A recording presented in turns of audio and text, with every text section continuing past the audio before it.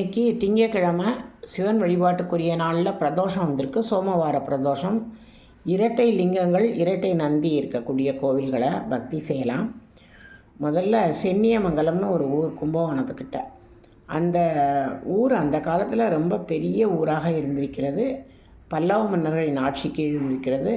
மகேந்திரவர்ம பல்லவனை தோற்கடித்து அந்த ஊர் பக்கத்தில் இருக்க எல்லா சிவத்தலங்களையும் சிதைத்து பஞ்சலோக சிலைகளை கவர்ந்து சென்றிருக்கிறான் இரண்டாம் புலிகேசி. ரொம்ப காலம் கழித்து ஒரு சிலை கிடைத்திருக்கிறது. பூமிக்கு அடியில் புதையுண்டு போன சிவலிங்க திருமேனி. 2 கிலோமீட்டர் தொலைவில் இன்னொரு சிவலிங்கம் கிடைத்திருக்கிறது. இரண்டையும் அவர்கள் வைத்து இந்த சென்னியமங்கலத்தில் வழிபாடு செய்கிறாங்க. ஒரு சுவாமிக்கு பேர் அண்ணாமலையார், இன்னொரு சுவாமிக்கு பேர் சுந்தரேஸ்வரர்.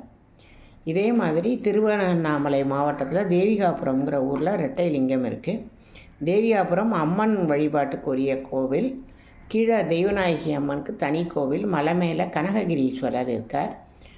அவரும் சுயம்புவாக கிடைத்தவர். ஒரு பல்லவ மன்னன் அந்த வழியே போகும்போது தான் சென்ற காரியம் வெற்றி பெற்றால் பெரிய கோவில் கட்டுகிறேன்னு வேண்டிக்கிறான். அவன் காரியம் வெற்றி பெறுகிறது, ஆனால் மறந்து விடுகிறான்.